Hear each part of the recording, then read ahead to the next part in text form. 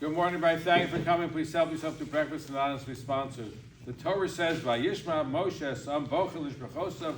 Moshe heard the people crying for their families. Ishla Pesachol, each person in the doorstep of his tent. Vayichaf Hashem Mo Be'enim Moshe Rad. It was God didn't like it, and Moshe also found it bad.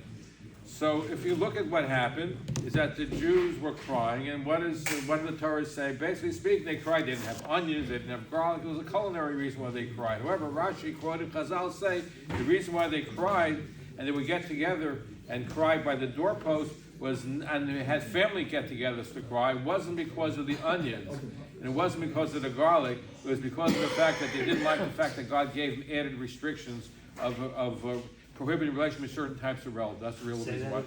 The reason why they were crying was not because of the onions or the garlic. It was because God had prohibited certain types of relationships between certain close relatives. All right, that's what it is. Okay, so Rabbi Yaakov Kamenetsky asked the question. If you look at the Torah tells you they wanted onions and garlic. Why is Rashi and Chazal saying a more sinister motive for it? And he amplifies his question. We find, for example, Parashat Lech Lecha, Avram Avinu had to separate.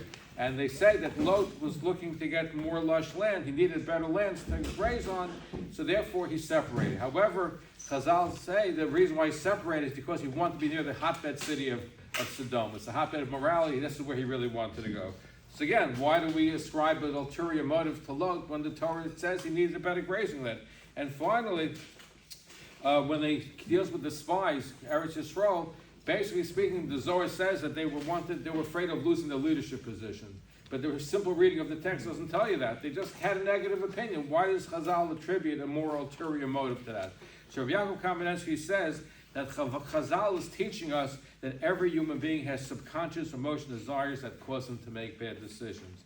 And for example, in the case of why did the Chazal determine in the case of Lot that he had ulterior motives of being in the hotbed of morality? Because there were plenty of lush land in Israel. You didn't have to go to Sodom for lush land. But he went there not because there was lush land, because he could have found it elsewhere, because he wanted to be in the hotbed of immorality. Same thing with the spies. What reason, if they have to denigrate Israel, that would be an ulterior motive because it's a wonderful land, is because of that. They said the same thing in our Pasha over here, is that had to be a deeper reason as to why they weren't crying over the onions. Onions make you cry, but they were weeping. They're weeping for a different reason. So how do you get around this? So yourself a friend said, the way is you have to follow make yourself a rabbi, get yourself a rabbi, acquire yourself a friend who is not afraid to tell you when you're doing something wrong. Because lots of times we're blinded by our own subconscious.